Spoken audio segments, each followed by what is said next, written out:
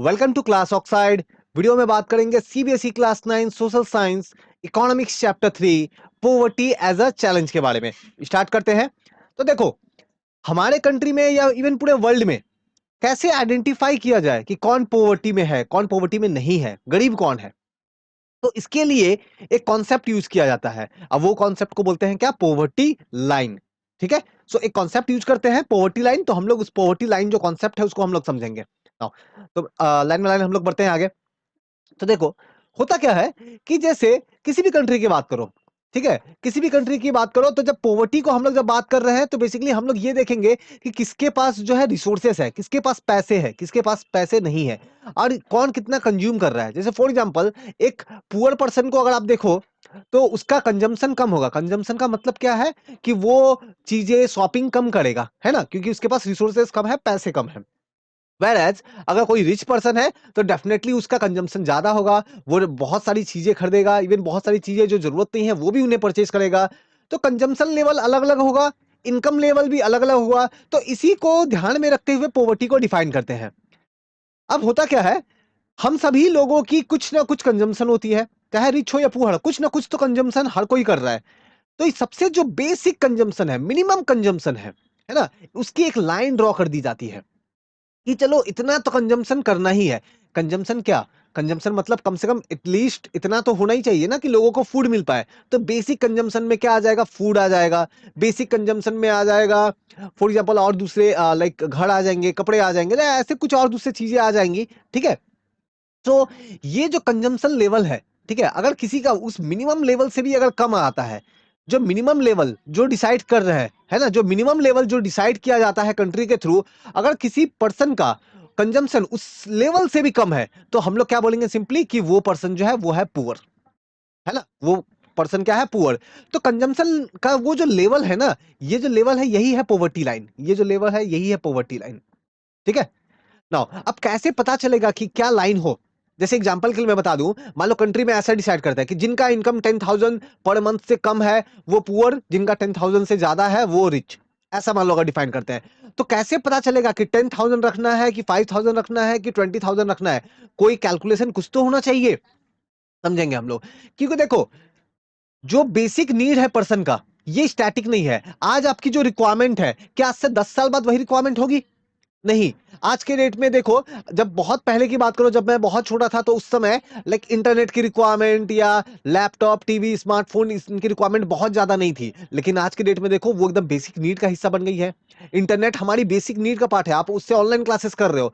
जब मैं छोटा था तो मैंने वैसा नहीं किया। तो ये जो बेसिक नीड है, आप बोल सकते हो आपके लिए इंटरनेट बेसिक नीड है, लेकिन जब मैं आपकी एज का था, छोटा था, तो उस समय इंटरनेट मेरे लिए बेसिक नीड नहीं था। क्यों? क्योंकि उस समय उतना ये पॉपुलर नहीं था, अवेलेबल नहीं था। सो जो बेसिक नीड है लोगों की, ये चेंज होती रहती है टाइम टू टाइम। फ्यूचर में हो सकता है कुछ और चीजें जो है वो बेसिक नीड में आ जाए। सो पॉवर्टी लाइन जो है ये चेंज होता रहता है ना। पॉवर्टी लाइन टाइम के साथ चेंज होता रहता है। अगर आज आप आज के डेट में फिक्स कर देते हो, एग्जांपल के लिए मैं समझा रहा हूं, आज के डेट में आप फिक्स कर देते हो कि जिनका इनकम 10,000 से कम है वो पॉवर्टी में है, वो गरीब है। और यही डेफिनेशन को आप क्या 50 साल तक लेके चलोगे? नहीं। दिन ब दिन महंगाई बढ़ रही है, इन्फ्लेशन हो रहा है, नए नए रिक्वायरमेंट्स, नए नए नीड्स जो है लोगों के आ रहे हैं। तो वो 10,000 को उस पर रोक के नहीं रख सकते, उसको चेंज करना पड़ेगा टाइम के साथ, है ना। और इंडिया में जो रिक्वायरमेंट है, क्या ऐसा ही रिक्वायरमेंट अमेरिका के लोगों का होगा? नहीं। इंडिया में कोई पर्सन जो है, इसके पास अगर मान लो अगर बाइक है तो डेफिनेटली आप बोलोगे कि वो जो है वो पुअर नहीं है ना, वो पुअर नहीं है। लेकिन अमेरिका में जो है वो बेसिक स्टैंडर्ड वो बाइक से नहीं, वो हो सकता है वो कार से देखे। अगर किसी के पास कार नहीं है तो वो लोग बोलेंगे कि वो पुअर है अमेरिका में।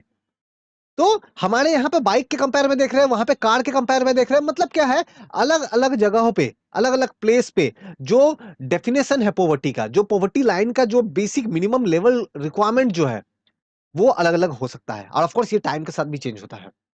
जैसे सभी कंट्री ने अपने कंट्री के लिए क्या किया है, अपने अपने कंट्रीज के लिए एक इमेजनरी लाइन, ऐसा ये कोई विजिबल लाइन नहीं है, ठीक है, ये एक इमेजनरी लाइन है जिसको पॉवर्टी लाइन बोल रहे हैं। सभी ने एक्सेप्ट करके रखा हुआ है, ठीक है। सिंपली एक अमाउंट फिक्स करके रखा है कि इतना से ज्यादा अर्न अगर होता है तो आप रिच हो, उससे कम होता है तो आप पुअर में आ जाओगे, ठीक है। तो और ये जो लाइन है, this line is considered on the basis of existing level of development, minimum social norms of the country. और ये लाइन को डिसाइड करने के लिए उस कंट्री में जो लेवल है डेवलपमेंट का, उस कंट्री में जो भी सोसाइटी जिस तरीके से वर्क करती है, सोसाइटी में जो नॉर्म्स है ना, सोसाइटी में किस तरीके की रिक्वायरमेंट है, तो उन सब चीजों को ख्याल में रखते हुए इस लाइन को डिजाइन किया जाता है। तो और बात करते हैं पॉवर्टी लाइन के बारे में। हमारे कंट्री में जब पॉवर्टी लाइन को डिसाइड किया जाता है तो किन चीजों को कंसीडर करते हैं? तो हमारे कंट्री में जब पॉवर्टी लाइन की जब कैलकुलेशन होती है तो वहां कंसीडर करते हैं क्या, फूड रिक्वायरमेंट, है ना, वो देखते हैं कि कितना फूड चाहिए लोगों को, वो देखते हैं clothing, footwear, fuel, light, education, medicational जो मेडिकल रिक्वायरमेंट्स है, इन सब चीजों को कंसीडर करने के बाद फाइनली जो है, देखो, इन सब चीजों को कंसीडर करते हैं कि एक पर्सन को कितना फूड चाहिए। जैसे मैं एक एग्जांपल के लिए समझा दूं, मान लो एक पर्सन के लिए गवर्नमेंट डिसाइड करती है, मान लो एक पर्सन दिन में 100 ग्राम जो है मान लो राइस खाएगा, है ना, उसकी मान लो फुटवेयर की रिक्वायरमेंट 5 रुपए हो गई, ठीक है, पर डे का मैं बात कर रहा हूँ, ठीक है, उसका एजुकेशन का रिक्वायरमेंट कुछ 50 रुपीज हो गया। तो ऐसे करके ना कुछ वो लोग नंबर पे आते हैं, ठीक है। तो जो भी यहाँ पे जिन चीजों को कंसिडर करते हैं ना, इनकी वैल्यू, इनकी जो प्राइस है, इनकी प्राइस को गवर्नमेंट पता करती है और फाइनली इन सब जो भी रिक्वायरमेंट है लोगों की, उसको उसके प्राइस से मल्टीप्लाई कर देती है। तो जो भी फिजिकल रिक्वायरमेंट ऊपर में ये देख रहे हो ना, इन सबको इनके प्राइस से मल्टीप्लाई कर दिया जाता है, सो दैट फाइनली गवर्नमेंट एक नंबर पे आती है। फाइनली गवर्नमेंट एक नंबर पे आती है और उस नंबर के थ्रू गवर्नमेंट डिसाइड करती है कि ओके, अगर किसी का कंट्री में पर डे इनकम 200 रुपए से ज्यादा हो तो हम लोग उसको पुअर नहीं बोलेंगे। तो ये 200 मैं बस समझाने के लिए बता रहा हूं, एग्जैक्ट डेटा ये लगातार चेंज होता रहता है, ठीक है, क्योंकि पॉवर्टी या क्योंकि महंगाई बढ़ रही है ना। आज आप 200 फिक्स कर दोगे, 5 साल बाद क्या वो 200 रखने से होगा? नहीं, डेफिनेटली नहीं। उस समय महंगाई चेंज हो जाएगी तो आपको कुछ और नंबर देना होगा। तो ये डेटा जो है लगातार चेंज होता रहता है। हमारे कंट्री में देखो, जैसे देखोगे, अच्छा, सबसे इसमें एक और इंपॉर्टेंट चीज ये क्या है कि फूड रिक्वायरमेंट। अब इसको थोड़ा सा समझो आप। जैसे अभी देखा कि पॉवर्टी कैलकुलेशन में फूड का बहुत इंपॉर्टेंट रोल है ना, कि गवर्नमेंट ये देखती है कि कम से कम पर पर्सन को, एक पर्सन को एक दिन में, है ना, एक दिन में कितना फूड चाहिए। और उस जितना भी फूड चाहिए, मान लो वो गवर्नमेंट बोलती है कि 100 ग्राम राइस चाहिए एक दिन में, मान लो बोलती है 50 ग्राम जो है वो पल्सेस चाहिए, दाल चाहिए, मान लो वो बोलती है कि 200 ml जो है मान लो मिल्क चाहिए। ऐसा करके कुछ गवर्नमेंट एक डेटा लेती है, ठीक है, एंड देन सबके प्राइसेस कैलकुलेट करती है, ये 5 रुपया हो गया, ये 10 रुपया हो गया, ये 20 रुपया हो गया, लाइक दैट, ठीक है।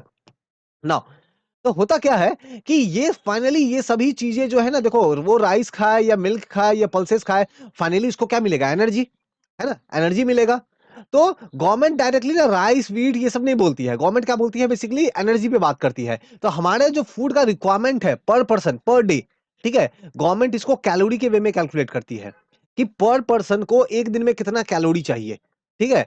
अब ये जो कैलोरी का रिक्वायरमेंट, जो एनर्जी की रिक्वायरमेंट है, ये सभी पर्सन के लिए सेम नहीं होता है। ये वैरी करता है जेंडर के हिसाब से, ये वैरी करता है एज के हिसाब से, ये वैरी करता है वर्क के हिसाब से। एक 5 साल का बच्चा जितना फूड कंज्यूम, उसे जितना कैलोरी चाहिए, जितना फूड चाहिए, क्या इतना ही फूड चाहिए एक, फॉर एग्जांपल, एक 30 ईयर के पर्सन को? डेफिनेटली नहीं। वो 5 साल का बच्चा जो है वो कम खाएगा, 30 ईयर वाला जो है वो ज्यादा खाएगा। क्यों? क्योंकि 30 ईयर वाले को ज्यादा वर्क करना पड़ रहा है ना। वैसे gender wise, age wise work क्या कर रहा है, फॉर एग्जांपल कोई एक आदमी, कोई एक पर्सन जो है वो वर्क करता है किसी ऑफिस में बैठ के, जो है ऑफिस में बस वर्क करता है ना, कुर्सी पे बैठ जाना, वो वर्क कर रहा है चेयर पे बैठ के। वेयर दूसरा एक पर्सन जो है वो क्या करता है, वो फील्ड में वर्क कर रहा है, भारी भारी सामान उठाता है, लोड उठाता है ना, एज अ लेबर वर्क कर रहा है। तो डेफिनेटली जो लेबर वाला पर्सन है, इसे ज्यादा एनर्जी चाहिए, तो इसकी फूड रिक्वायरमेंट भी ज्यादा होगी। तो फूड रिक्वायरमेंट सेम नहीं होता है जेंडर वाइज, अलग अलग जेंडर, अलग अलग एज, अलग अलग वर्क के हिसाब से ये अलग अलग होती है। गवर्नमेंट ने ये बताया है कि जो एवरेज कैलोरी रिक्वायरमेंट है हमारे कंट्री में, ये कितना होना चाहिए? 2400 कैलोरी होना चाहिए एक पर्सन को। तो किसी एक पर्सन को एक दिन में 2400 कैलोरी जो है वो मिलना चाहिए, अगर वो विलेज से बिलोंग करता है तो, ठीक है। तो जो भी चीज वो खाएगा, फाइनली उसके पास कम से कम इतना फूड जरूर होना चाहिए कि उन चीजों को खा करके उसे 2400 कैलोरी जो है वो मिल सके, रूरल एरिया में, विलेजेस में, गांव में। वैसे अगर सिटी की बात करें तो सिटी में एक पर्सन को इतना फूड जरूर मिलना चाहिए कि उसे जो है 2100 कैलोरी मिल सके सिटी में, अर्बन एरियाज में। अब देखो एक चीज नोटिस करो, रूरल एरिया जो विलेजेस है वहां पे लोगों को ज्यादा एनर्जी चाहिए, वेर एज अर्बन एरिया में जो एनर्जी जो है, कैलोरी जो है वो कम है ना। आप देख सकते हो 2100 है। वाई ये डिफरेंस क्यों है? क्योंकि रूरल एरिया में बहुत सारे फिजिकल वर्क होता है, है ना? रूरल एरिया में आपको बहुत सारे लिफ्ट नज़र नहीं आएँगे। यहाँ आप देखोगे बिल्डिंग से एक फ्लोर से दूसरे फ्लोर जाने के लिए लोग लिफ्ट यूज़ करते हैं, शहरों में, सिटीज़ में। लेकिन क्या रूरल एरिया में ऐसा होता है? नहीं, वहाँ पे तो काफ़ी-काफ़ी किलोमीटर जो है प्रॉपर ट्रांसपोर्टेशन अगर भी नहीं है तो लोग पैदल चलते हैं। तो दैट्स व्हाई उनका फिजिकल वर्क ज़्यादा होता है। दैट्स व्हाई जो गाँव वाले जो लोग हैं, जो रूरल एरिया के जो लोग हैं, इनकी कैलोरी रिक्वायरमेंट जो है वो ज़्यादा होती है कंपेयर्ड टू अर्बन एरियाज़। तो कोई पर्सन अगर ये अपना फुलफिल कर पा रहा है, ठीक है? मतलब उसकी फूड की रिक्वायरमेंट कंप्लीट हो रही है। ठीक है? तो ये मैंने ऑलरेडी बता दिया कि कैलोरी रिक्वायरमेंट जो है ये हायर है बिकॉज़ उनको ज़्यादा फिजिकल वर्क करना पड़ता है विलेजेस में, ठीक है? अब क्योंकि आप ये बोल सकते हो कि पॉवर्टी का लाइन फिक्स्ड क्यों नहीं होता है? पॉवर्टी की लाइन की जो वैल्यू है ना? इसको लगातार चेंज किया जाता है सो दैट होगा क्या कि उनकी जो प्राइसेस है, अलग-अलग प्रोडक्ट्स के, अलग-अलग कमोडिटीज़ के ये लगातार चेंज होते रहते हैं, तो इसको भी अपडेट किया जाता है लगातार, ठीक है? ना तो यहाँ पे फाइनली इंडिया में है कितना? तो इस पे हम लोग थोड़ा बात करते हैं। 2011-12 का डेटा है ये, ठीक है? 2011-12 के डेटा के हिसाब से अगर हमारे कंट्री में कोई भी person 816 rupees per month earn कर रहा है, गाँव में। आप सोचो हमारे कंट्री में अगर 2011-12 के अकॉर्डिंग अगर कोई पर्सन 1 महीने में 816 रुपीज़ अर्न कर रहा है, एक पर्सन गाँव में, विलेजेस में, तो वो पॉवर्टी के ऊपर है। और अगर 1000 रुपीज़ 1 मंथ में अर्न कर रहा है, तो मतलब वो अगर अर्बन एरियाज़ में 1000 से ऊपर अर्न कर रहा है, तो वो रिच है और उससे कम है, तो वो फिर पुअर हो जाएगा। आप देख सकते हो ये डेटा है 2011-12 का। लेकिन आप तो एक चीज़ देखो, आज के डेट में ये 1800 से क्या होता है ना? तो ये जो डेटा है, ये कहीं न कहीं लाइक बहुत ही लो दिखाता है क्योंकि रिक्वायरमेंट एक्चुअल में कहीं ज़्यादा होती है। बहुत सारी और रिक्वायरमेंट्स होती है, तो कहीं न कहीं इस डेटा में इश्यू है, बट हम लोग ऑफ़िशियली इसको मान के चलते हैं, ठीक है? नाउ तो हम लोग ये देखते हैं कि अब आप एक चीज देखो, कैलोरी रिक्वायरमेंट ज्यादा थी अर्बन एरिया में नहीं, विलेजेस वाले में, रूरल एरिया में कैलोरी रिक्वायरमेंट। लेकिन अगर इनकम की बात करें तो ज्यादा इनकम कहाँ पे अर्न करना पड़ता है? तो अर्बन एरियाज में। क्यों? क्योंकि अर्बन एरिया में जो महंगाई जो है, इन्फ्लेशन जो है वो थोड़ा ज्यादा होता है, जो प्राइसेस जो है वो हाई मिलेंगे आपको। कोई प्रोडक्ट आप खरीद रहे हो, आप सब्जी खरीद रहे हो, पोटैटो, आपको शहर में मिलेगी 40 रुपीज, आप गाँव में जाओगे 30 रुपए की मिलेगी। तो मतलब थोड़ा-सा प्राइसेस कम होता है, so that's why urban areas में जो है इनकम लेवल 1000 रखा गया है, ठीक है? ना अब ये लगातार कैलकुलेट होता है, याद रखना ये अभी जैसे 2022-23 चल रहा है, तो क्या अभी भी ये डेटा होगा? आंसर इज़ नो, डेफिनिटली इसको अपडेट किया होगा, ठीक है? आप मुझे अगर आपको लेटेस्ट डेटा जानना है, तो आप मुझे कमेंट करके बताना, मैं आपके कमेंट में रिप्लाई कर दूँगा, बल्कि अभी प्रेज़ेंट में कितना चल रहा है। ना तो इस तरीके से आप देख सकते हो कि मान लो कोई एक पर्सन जो कि गाँव में रहता है, कोई एक पर्सन मान लो विलेज में रहता है और एक पर्सन के लिए कितना चाहिए? 816 rupees.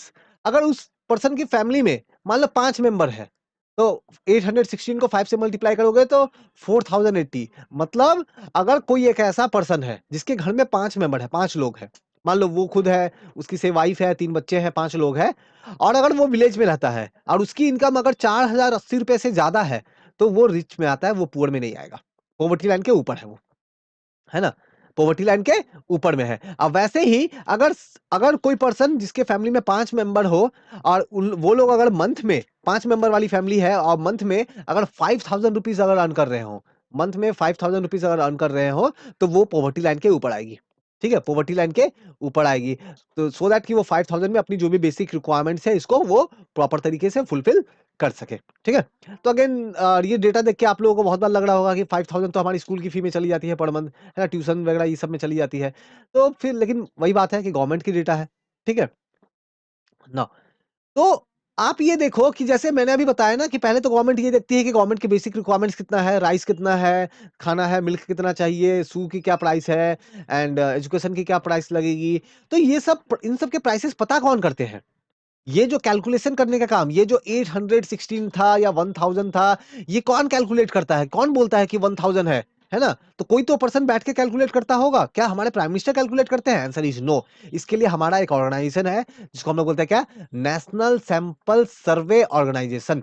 National sample survey organisation. ये जो ऑर्गनाइजेशन है, ये पहले ये घूम-घूम के ये लोग प्रोडक्ट के प्राइसेस पता करते हैं। अब फाइनली ये लोग कैलकुलेशन करते हैं पॉवर्टी लाइन का। तो आपको पता होना चाहिए पॉवर्टी लाइन का कैलकुलेशन जो है वो नेशनल सैंपल सर्वे ऑर्गेनाइजेशन जो है ये करती है।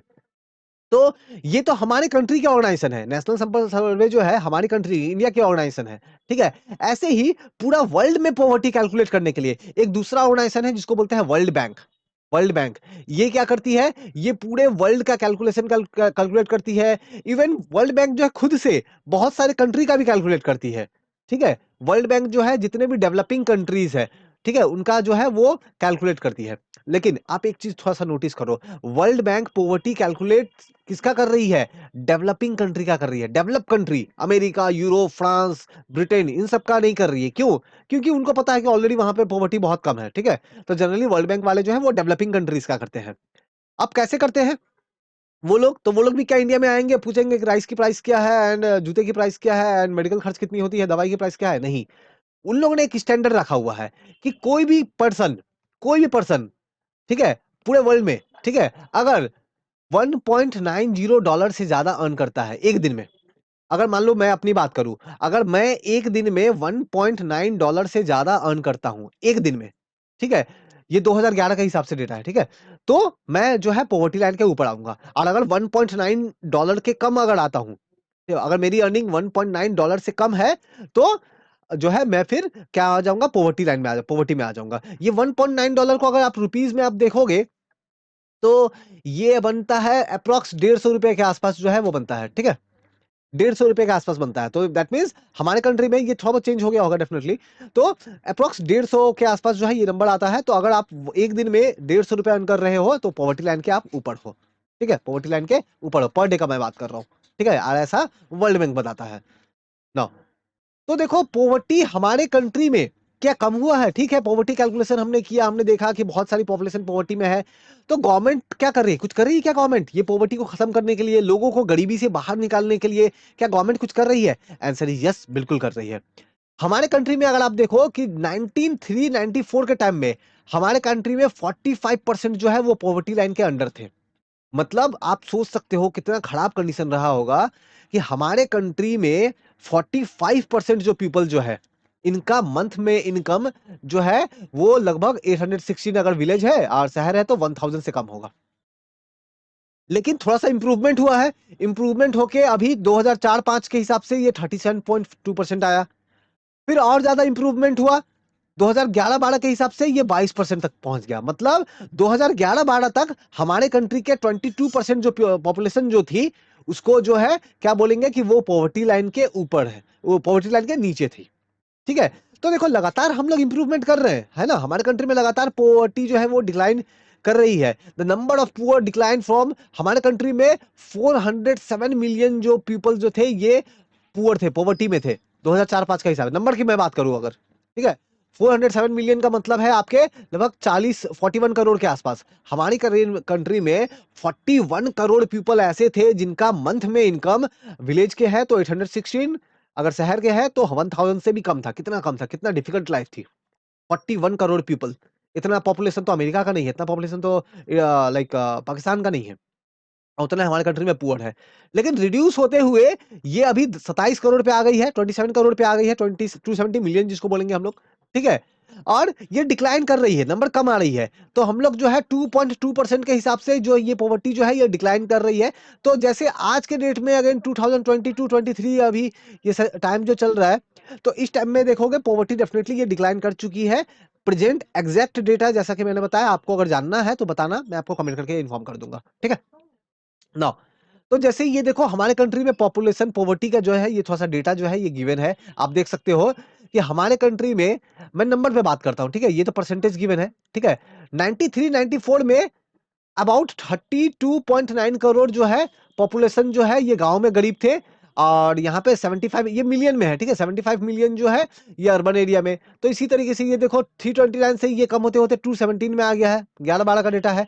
और यहाँ से 75 से कम होते होते ये 53 में आ गया है, ठीक है? तो पॉपुलेशन डेफिनेटली हमारी जो है पॉवर्टी से बाहर निकल रही है, ठीक है? लेकिन अगेन अभी देखो कोविड आ गया, कोविड के कारण कितने लोग फिर से पॉवर्टी में चले गए।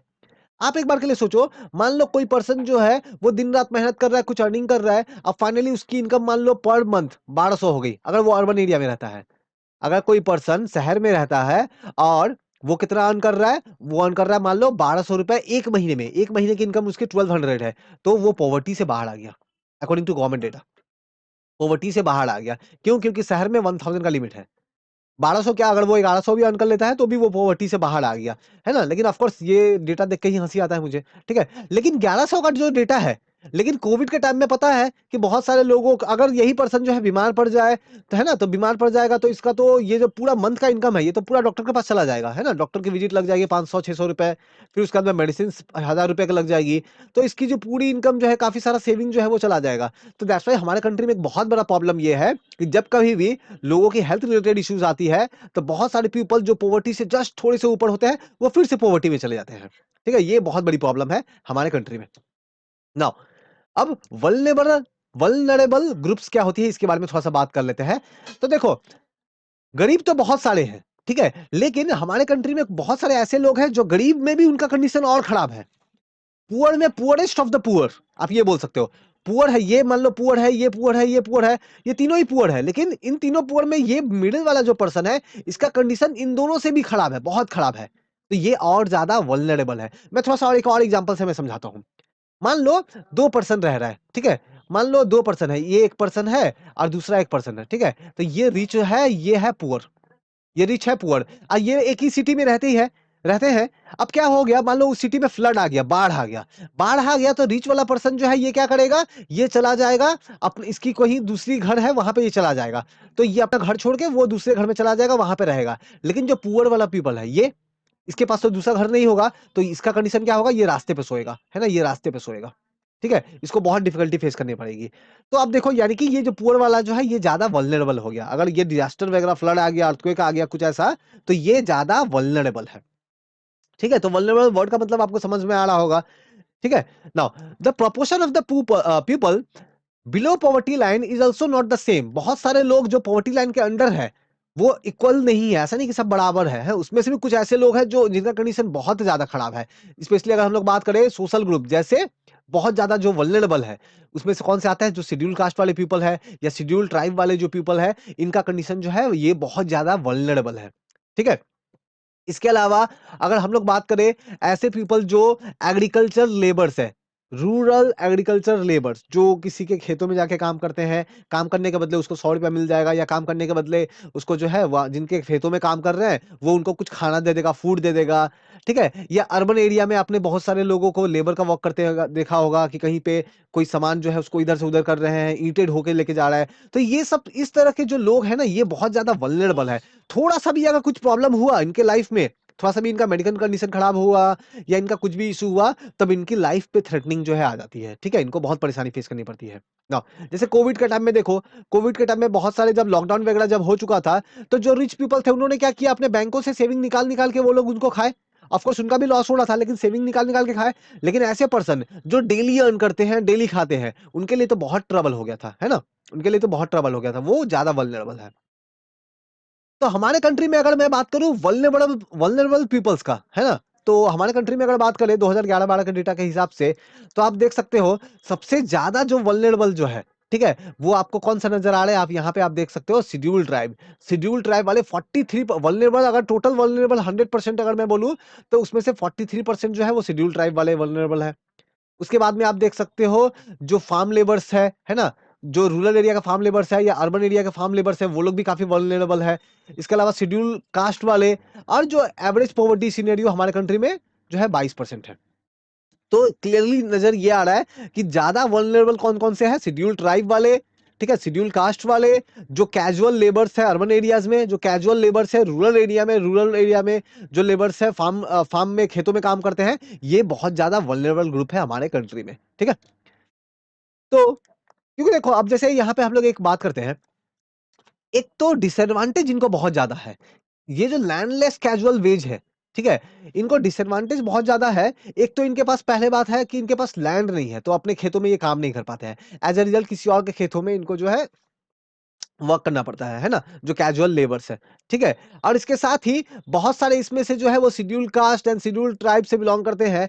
तो बहुत बार देखने को ये मिलता है कि सोसाइटी में भी इनके साथ जो है बहुत सारा इल ट्रीटमेंट करते हैं ना, अच्छी तरीके से उनको ट्रीट नहीं करते हैं, इक्वालिटी उनको नहीं मिल पाती है, बहुत जगह उनको पॉलिटिकली स्ट्रगल करना पड़ता है।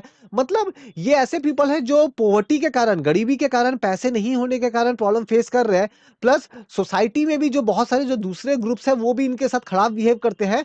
तो एज अ रिजल्ट ये सोशली डिसएडवांटेज वाले ग्रुप जो ये पीपल्स जो है, तो ये प्रॉब्लम को और ज्यादा बढ़ा देता है। मतलब डबल प्रॉब्लम फेस कर रहे हैं, एक तो पैसों की प्रॉब्लम फेस कर रहे हैं, प्लस सोसाइटी में इनको बाकी सारे लोग जो परेशान करते हैं, इक्वल ट्रीटमेंट नहीं करते हैं, तो वो एक दूसरा प्रॉब्लम जो है फेस करना पड़ता है इनको।